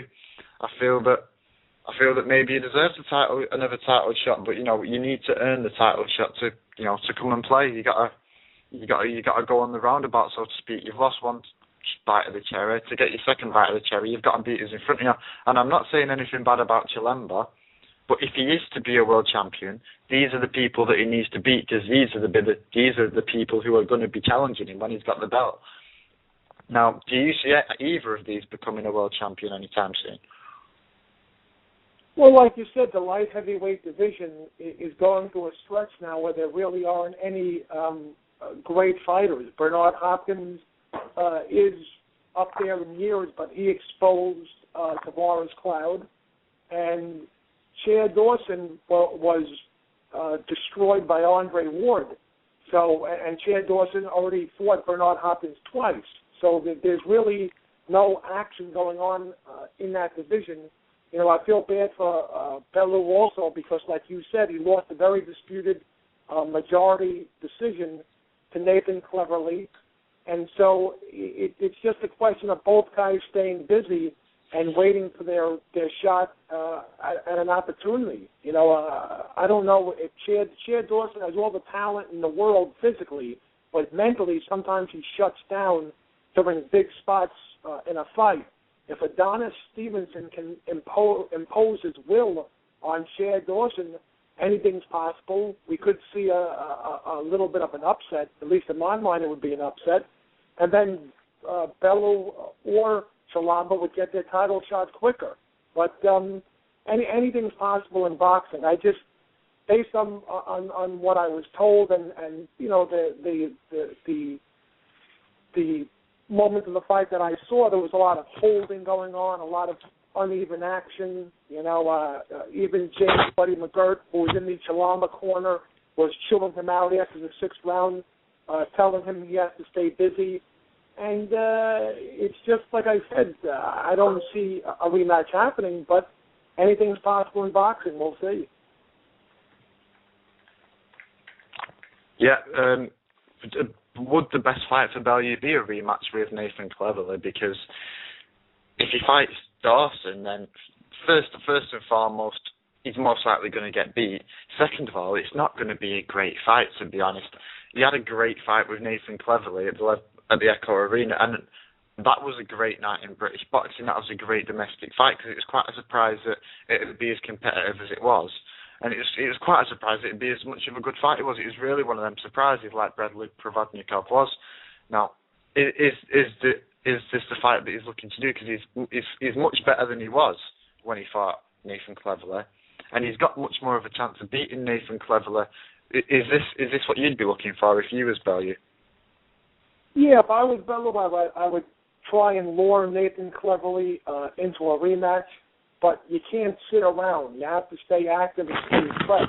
You don't want to take off for 5, 6, 7 months and wait for a title shot. Obviously, even though I thought Bellew won the fight clearly, and from all indications, the members of the press did also, I don't think it behooves Bellew to fight Chalamba in the rematch. He seems like one of these fighters who's impossible to look good against. Even if Bellew was to beat him in the rematch, it would be an ugly fight. Chalamba fights a lot like former heavyweight champion John Ruiz. You know, he throws a punch and then holds you to death.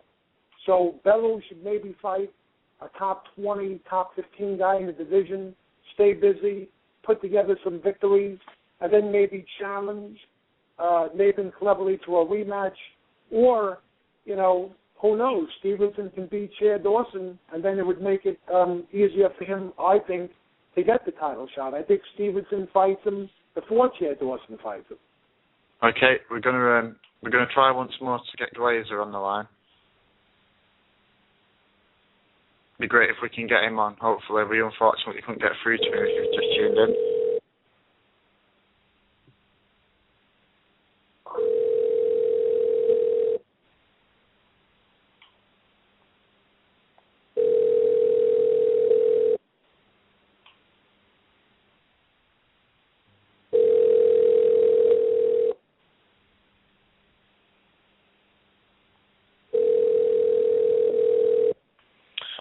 Okay, guys, it doesn't look like we're going to be getting Glazer on the phone. We can't establish a connection with him, which is unfortunate, as you confirmed that with us earlier. We do apologise, of course, but as you know, it's out of our hands. These things happen sometimes in life. those of you who were looking forward to us speaking to Mr. Glazier about a number of topics, as I say, I apologise once more. That's quite unfortunate that Richard possibly could speak about getting him on next week, maybe? Yes, I'll reach out to him after the show, and hopefully he can come on next week. But I guess we should talk, you mentioned it a couple of minutes ago, the four-man Monaco $1 Million Super 4 Challenge, and you had Edwin Rodriguez and Dennis Krejciev, who both emerged victorious and will fight each other. If you want, we can review both those fights now. Well, and the Monte Carlo four-man tournament was set on the undercard of the Golovkin-Ishida fight, and Edwin Rodriguez was the favourite, but there was also undefeated fighters in the tournament, including not undefeated, but one of the fighters included in the tournament who was in the final was Grachev, who recently had a decent performance against Lucian Bute in Canada. Now, did you expect Edwin Rodriguez to win? First things first. I expected Edwin Rodriguez to take care of business and score the decision victory, even though Moderna was a 2008 Olympian from Argentina. Rodriguez has power in both hands. I think Moderna was too cautious in this fight. There was far too much holding. Moderna counted Rodriguez's power punches in spots, but it was basically Moderna's lack of offense that cost him. From what I understand, in the 8th round, the referee deducted a point from Rodriguez for a low blow. He lost another point in the 9th round for hitting Moderna with a right hand behind the head that dropped him. Rodriguez was clearly frustrated by Moderna's lack of desire to engage Rodriguez and fight in the trenches, so to speak. But, later in the 9th round, Rodriguez scored a clean knockdown, a beautiful straight right hand that dropped Moderna to basically seal the victory. And Rodriguez now goes on to the final where, he'll face Dennis Krejciev. And I think it'll be a far more entertaining fight than his bout with Moderna. Mm-hmm. Now, what do we think of Edwin Rodriguez as a fighter? Do you see him as a guy who's going to take over the next crop? Because super middleweight division is one of my favourite divisions. You have great fighters at the top. You have Andre Ward, Mikkel Kessler. You did have Arthur Abraham, but now you've got Robert Stieglitz, who I was a big fan of Abraham, but Stieglitz is, after that performance, is as deserving as Abraham, if not more. You've got great fighters. Each title is held by a really good fighter, and then beneath them, you've got a young crop of undefeated fighters. You've got Edwin Rodriguez, you've got James DeGale, Olympic gold medalist. You've got George Groves, who looks really, really impressive nowadays. You've got Adonis Stevenson. You've got all these guys. Is Edwin Rodriguez one of these guys that's, looking to take over a title once everybody's finished? Well, we'll have to see. First, he's got to get by Dennis Krejciev in the finals. Supposedly, they will meet at a catch weight of 171.5 pounds between super middleweight and light heavyweight. They're going to fight on July 13th, also in Monte Carlo. And the winner will get $600,000 of the $1 million purse. The loser of the fight earns $400,000. And to me, it was hard to gauge Rodriguez's progression as a fighter because his opponent Moderna wouldn't engage him and fought, cautiously. So I really couldn't determine if Edwin Rodriguez is that next breakout star in the super middleweight division. A lot of people in the other fight expected Solt Erde to beat Krejciev, but I thought that this was a matchup ripe to produce an upset. If you remember, Krejciev lost a very, very competitive decision to former super middleweight champion Lucian Bute back in December. Krejciev is from Russia, but lives in California. He also knocked out red-hot contender Ismail Slika last April in a big upset. And Erde hasn't really been that active. He's 38 years old. He was coming off of an injury-riddled 22-month layoff. So I expected Grachov to win convincingly against Erde, and that's basically what he did. He controlled the action from a distance with his educated, smooth jab and his boxing skills. He overcame some tough moments, but he lured Erde into a fight. It was definitely a more exciting fight to watch than Rodriguez against Moderna. And ultimately, Grachev's pressure in the second half of the fight sort of negated Erde's boxing skills in the early portion of it.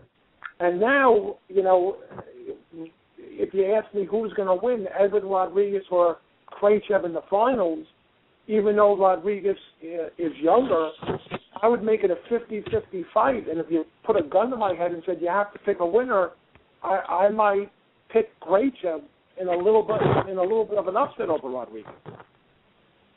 No, I'd have to go against you there. I think Edwin Rodriguez is a future world champion. Once the current Froch retire, as I always say, you've got Froch, Ward, and Kessler, and the only people that are going to beat them, in my opinion, are each other. I think, obviously, you've got a winner between Froch and Kessler who are going to hold both the titles, but even if they weren't fighting each other, I don't think anybody that's currently boxing in that division, despite the fact that it is a very, very good division, I don't see any of them beating any of them three that are topping the division at the moment. I think Stieglitz's title's up for grabs, but it's going to take a good fighter to take it off him. I think the other three, Ward will retire undefeated. Ward is arguably the best pound-for-pound fighter in the world. The only reason why Mayweather's is number one is because he's been around for such a long time. Ward is sensational, and he's one of my favourite fighters of all time. Kessler and Froch, equally a bigger fan. I think they're both great fighters, and they'll both go down in history. They both had a great fight with each other, and they've both fought a lot of good fighters over their career. Now, Kessler's only been beat by Calzaghe and Ward, so two of the greatest fighters of all time, both undefeated. And Carl Froch has had one of the greatest records of history. Edwin Rodriguez is certainly, in my opinion, going to take the mantle. Grachiev maybe will hold a world title at some point in his career, but I'm more convinced that Edwin Rodriguez will, providing that he beats Grachiev. Now, did you expect both the fighters to win the fights and get to the final? Yes, I expected Rodriguez to win and Grachiev to win. It should be an interesting finals. Rodriguez is clearly younger. Grachiev is more experienced.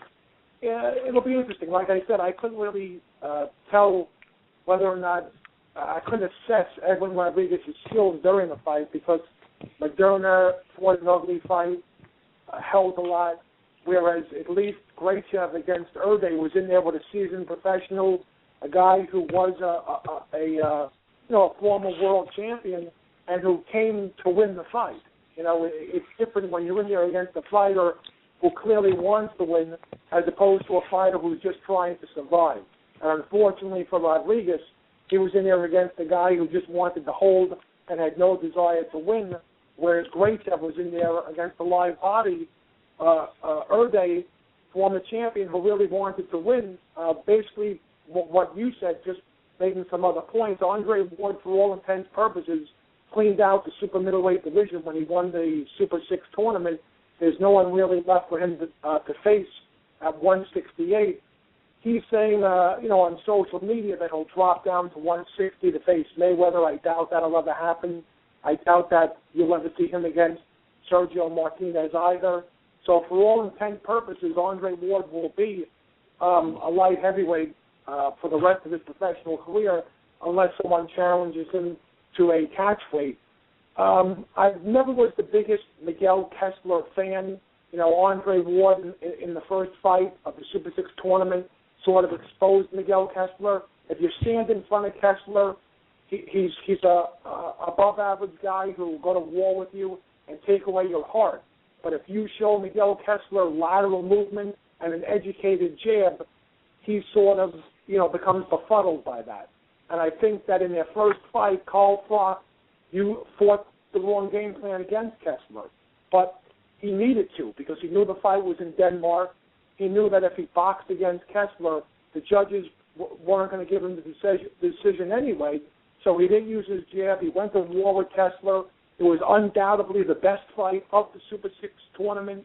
I actually had Froch winning the fight 7-5, but the judges gave the decision to Kessler, and now we'll see who wins that rematch. I'm really, really looking forward to the rematch because since then, Kessler has gotten some wins under his belt, and Froch redeemed himself from the Kessler loss and losing to Andre Ward by absolutely destroying Lushan Butte in one-sided fashion, which proved to the world that, Carl Froch is indeed back and a force to be reckoned with. And like I said last week, if you take a look at most pound-for-pound top 10 lists, Carl Froch isn't on most of them. I think that's a disservice to knowledgeable boxing fans all over the world. Carl Froch has a resume that speaks for itself, and sure, he has some losses, but he's been in there with everyone, from Miguel Kessler to Arthur Abraham to Andre Ward to Butte. So it's not only about your skill and putting together wins, it's your resume. And I know I speak for most boxing fans when I say that the resume of Carl Froch really speaks for itself. It is ridiculous that he proves what he's willing to do. He's willing to go to the backyard in unfavourable situations. I'm guessing in many situations he's took a check that he's not been too happy with, just to fight the best. He started it many years ago with John Pascal. He's fought Jermaine Taylor. He's fought Arthur. Oh my God, his performance against Arthur Abraham was absolutely sensational. That was probably his best performance. He's fought Kessler. He's fought Ward. Who else? There was eight Lushan Butte. Who else? Which one did I mention?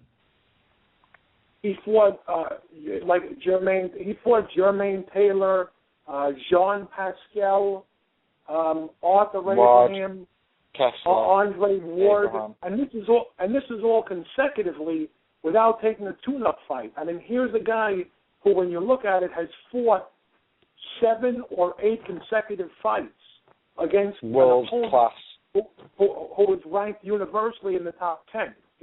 He took a little bit of a vacation when he knocked out Yusef Mack in one-sided fashion. Let's keep it real. Yusef Mack isn't really a top 10 fighter, but with the exception of that win, he's fought top 10, top 5 guys consecutively, and very few fighters have done that. Obviously, I was disappointed when Froch fought Mack, but are we really going to hold it against him? He's given us 8, and when you say top 10, you're speaking lightly. Top 5 opposition. Every single one of them fighters. Possibly Jermaine Taylor wasn't quite in the top 5 at the time, but let's be honest. He's the former undisputed middleweight champion. He's got 2 wins against Bernard Hopkins. Let's not discount Jermaine Taylor from the list. Every single one of them was pretty much a top 5 fighter in the division, and it's sensational. I was disappointed when he fought Mack, but obviously he deserves an easy fight. He deserves a tune-up fight. I don't believe that he's willing to go straight back into it. And people don't realise about Froch. Froch is in his mid-30s. Froch isn't young, but he's still at his prime because he works hard. He often works at the Sheffield Institute where the Great Britain team train, because Rob McCracken, his trainer, is one of the head coaches there. So is your prediction a Carl Froch to win? I'm surmising by what you're saying there, Richard. Well, I'm a big Froch fan, so I'm a little bit biased, but I am the boxing prophet, so I have to make a pick on the fight. I like Froch to win the fight. I think he'll make the necessary adjustments. I think, he's a man who has a lot of pride in his work.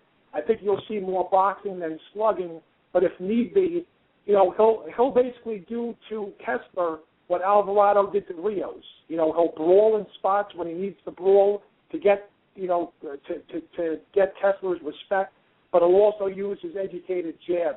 And the key to this fight is Froch's willingness to not go to war so much, but to box.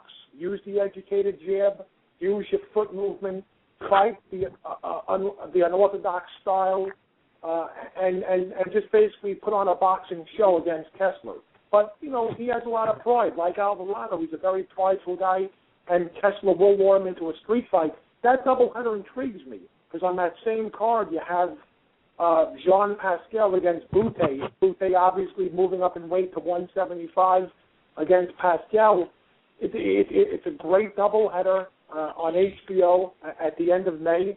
Looking forward to both fights, but you know it'll just be redemption for Carl Froch. You know, if he could get the win over Miguel Kessler, then there might be some people out there who may say, you know what, even though he dominated Froch in their first fight, maybe there's a reason to hope that an Andre Ward-Carl Froch rematch can materialize. I had the first fight slightly different to you. I'm also a massive Froch fan, as a Brit first and foremost, but as a boxing fan as well. I think Carl Froch is a great fighter. He'll go down in history, in British history, if not world, and probably world history also. But I did have the first fight 7-5 for Kessler. Now, this is the only fight which I predict a draw. I genuinely do predict a draw. I think this fight is going to be, if I had to choose the result, it would be 6-6. I don't think it's going to be any more than 7-5, 7-5. I don't know what the judges will score it. The judges may score, you know, an extra round for Froch because it's in Britain. Not that I'm saying that British judges are dodgy in any way, but you know, he might get an extra round or two that he possibly shouldn't do. But I don't think this fight is going to be any wider than 7-5, 115, 113. I think I agree with you in the sense that you compared it to Alvarado, although it's not really like that, but I understand that you don't mean it that way. You mean to make your point about Froch having more options than Kessler is what you meant there. Kessler seems to force exchanges, but he's very, very good at picking his shots, very good at throwing his combinations cleanly, and he's a real skillful fighter, but I really don't know. It's the first fight in history where I just don't know. I don't know. I can't pick one or the other. If you put a gun to me, I'd panic because I don't know. I'd probably just say one and not mean it. Has this fight got 12 rounds written all over it? Because that's what I think, Richard. Yeah, I don't see a stoppage. You know, the big question is how much does Kessler have left in the tank, because it seems that his best days are kind of behind him. And also, you know, we keep on talking about Carl Froch's impressive resume, you know, with the exception being the recent victory over Yusuf Mack. When you fight high-level fights like that, consecutively, 6 or 7 fights against top 5 fighters in the division, it takes its toll on you physically. So I think it would behoove Carl Froch to box. And Carl Froch coming into the tournament, to me, was a dark horse. Not that many boxing fans entering the Super 6 tournament thought he had a shot to even make it to the finals. Everyone was on Miguel Kessler's bandwagon, Arthur Abraham's bandwagon. They were picking either one of those guys to win the tournament. I actually predicted an Andre Ward-Carl Froch final. I thought that Carl Froch was very, very underrated, and he proved in his first fight against Andre Durrell. Yes, it was a close fight that could have gone either way, but Andre Durrell, obviously a very successful U.S. Olympian who really came in there only to box Carl Froch. Carl Froch was landing his fair share of jabs. It was a very ugly fight, could have gone either way, but Carl Froch showed in the Andre Durrell fight that he can box with the best of them, and he showed in the Kessler fight, even though he lost in a fight that also could have gone either way, he can slug with the best of them. You know, and Andre Ward, of course, is in another league, so he basically beat Carl Froch 8 rounds to 4, but you don't have to be sorry for yourself if you call Froch, because Andre Ward is the best pound-for-pound fighter in the world today. But, you know, Carl Froch has, like Alvarado had against Rios, Carl Froch has a plan B. If he's slugging with Kessler and he feels that Kessler is getting the better of him, he can adapt and use his jab, use his ring generalship, use his foot movement, and box Kessler. For all intent purposes, Kessler can only hope. So his best way to win is to lure Froch into a street fight like he did in Denmark, go to the body, land violently, and hope that all these competitive fights that Froch has been in takes its toll on him physically. I just think, both men are courageous warriors, but at the end of the day, Carl Froch is just a little bit too seasoned for Kessler. And I just hope that, the crowd doesn't get to him and he fights the fight that he shouldn't to appease, the fans. He's got to use his mind and, slug with Kessler, get his respect, but also use your boxing skills. And at the end of the day, that'll be the difference. It'll be will over skill, and it'll be probably a close fight that has 12 rounds written all over it. But I could see Carl Froch, like you said, winning a 7-5 or possibly an 8-4 decision if he boxes a little bit more than he slugs. Yeah, that's fair. We all know that this is going to be a close fight. If this ends inside the distance, then the person who wins, if Carl Froch gets Kessler out of there inside the distance, then that's got to be the best performance by a British fighter. Barring Carl Zagulesa, I can't think of another British performance where like that would be absolutely sensational. And conversely, if Kessler gets Froch out of there in the distance, that'd be equally as impressive. I can't see either of them going down before the 12-round mark. Now we're going to talk about the Martinez fight, but let me just make some time for our sponsors so we can talk through to the end of the show. This is Real Combat Media Radio. Check us out at realcombatmedia.com.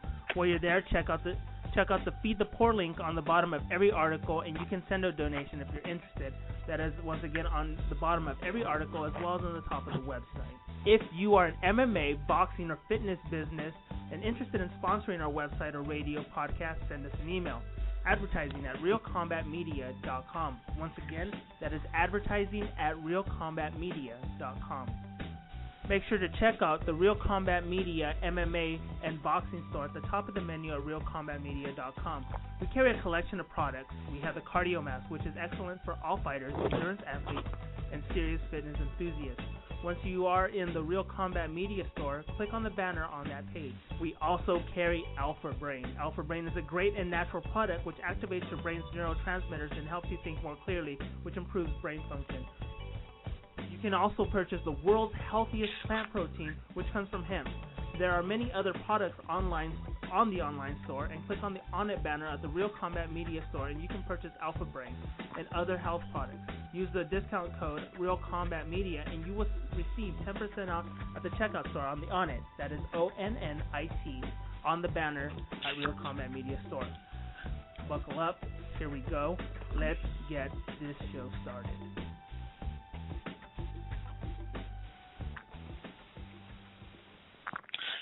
Okay, Roman Rocky Martinez defends his WBO super featherweight title against the young, undefeated prospect, very impressive 23-year-old Diego Magdaleno. Now, to be fair, only this year did Rocky Martinez defend his title, well, not necessarily defend his title, but retain his title in a draw against Juan Carlos Burgos. And to be fair, he got beat, didn't he, Richard? Yeah, I was at the fight live. I scored the fight 7-5 for Burgos, and then when I went home and watched the replay, I had a wider margin, 8-4. So I just thought Martinez got the benefit of a draw that night. I completely agree. I scored at 8-4 also, but I had the benefit of watching it on camera from the start. I of course watched it on camera because I'm all the way in the UK. But I forgot that you went to that fight. That's good. But Burgos, let's talk about Burgos to start. He beat that body down, and he's great with the body attack, sustained pressure, landed big, identifiable shots. Real skillful fighter, and he'll be a world champion some point down the line. Like Martinez is a volume fighter. He's a volume fighter, partly on the inside, partly at mid-range, and he wins on attrition, and he likes to get the decision by throwing more and landing more. He doesn't strike me as a big puncher, but I guess he can harm people because a lot of the time he'll catch someone and then they'll go backwards. He'll get him on the ropes, bam, bam, bam, bam, bam, bam, bam, bam, bam, bam, bam, and he'll just keep knowing away. He reminds me very much of an Australian sort of style. Like, he's similar to many Australian boxers that I watch. What do we think of Magdaleno, Richard? Do you think this guy's a future star, or a potential future star at least? Yeah, Magdaleno has the makings of a superstar. You know, he has boxing skills. He has good power. Now, the question is he taking this title shot against Rocky Martinez too prematurely? You know, there aren't any names on Diego Magdaleno's resume that scream, you know, I deserve a title shot because I beat so-and-so. And I think Rocky Martinez, let's get real, you know, Rocky Martinez has had two controversial fights in a row. So he is a guy who's ready to have the title lifted from him. I just think, you know, Magdaleno has the talent, but is he ready mentally to elevate his game in a title fight? You know, Martinez is a volume puncher, but you can't hit what you can't see. And if Magdaleno uses his jab, can move around the ring with his foot movement, he can beat Martinez. And it'll be a very, very interesting fight. It's actually a great triple header on HBO 2. It'll be seen in the U.S. at 2 o'clock in the afternoon because it takes place in China. You also have Brian Valorier on the card, who's on a lot of people's pound-for-pound list. And the main event that evening is Zhao Shiming, who's a two-time Olympic gold medalist from China, making his professional debut. So all in all, for a card that's relegated to HBO 2 on a Saturday afternoon, I encourage all boxing fans to either watch it live or put it or set it on your DVR and your tape recorders, because it's a very, very intriguing triple header. But at the end of the day, I think Magdaleno's going to get it done. I think Rocky Martinez will probably go in there looking to knock him out early.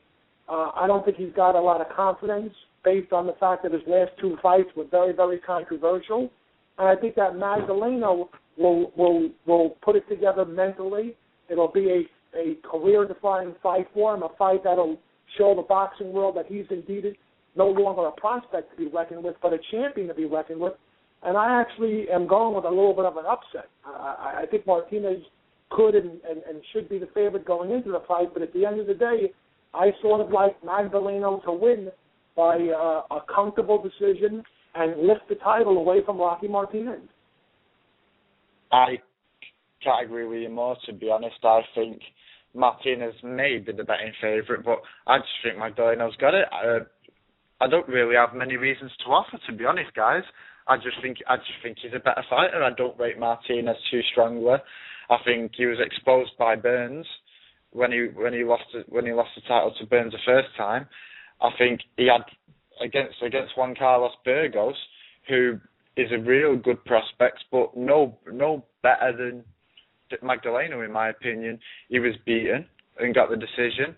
He's had two controversial wins, and you're right, he's just waiting to be beat. I think anyone with any class is going to come along and beat him. And I disagree with you partly in terms of Magdaleno dancing around and moving around and outboxing him. Yeah, I think he could do that. But I think Magdaleno, what he will do is he'll stand there, he'll wait for Martinez to walk onto him, he'll have his feet planted, and he'll have him walking onto clean shots.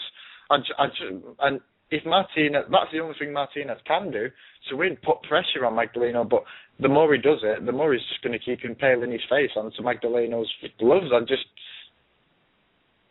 He's just a better fighter. And guys, I'm sorry, but it looks like we're going to have to end it here. I will thank you, Rich, for coming on the Boxing Prophet. Shout out your Twitter and shout out your Facebook so the guys can speak to you about boxing more. Yeah, you could hit me up on Facebook at Richard Solomon. I'm also on Twitter now, Boxing Prophet 68. I encourage all our listeners to contact me. Let's talk about boxing, the king of sports. For those that think that boxing's on the decline, just remember what's transpired over the past 3 weeks. We've seen two classic epic battles that'll compete for Fight of the Year, and leading up till May, in the next month and a half, you have 4 or 5 pound-to-pound fighters on everyone's list who will be in action, from Sergio Martinez to Nonito Donia to Floyd Mayweather. They'll all be in action in the next month and a half, and I look forward to great shows to come. Okay, follow Real Combat Media on Twitter @Real Combat Media, and go on realcombatmedia.com to have a look at the Facebook fan page. This has been episode 10 of Real Combat Media, and as I say, it's gone real fast. Tune in to episode 11. We do thank James Kirkland for appearing. Take care. Bye for now. Thank you very much.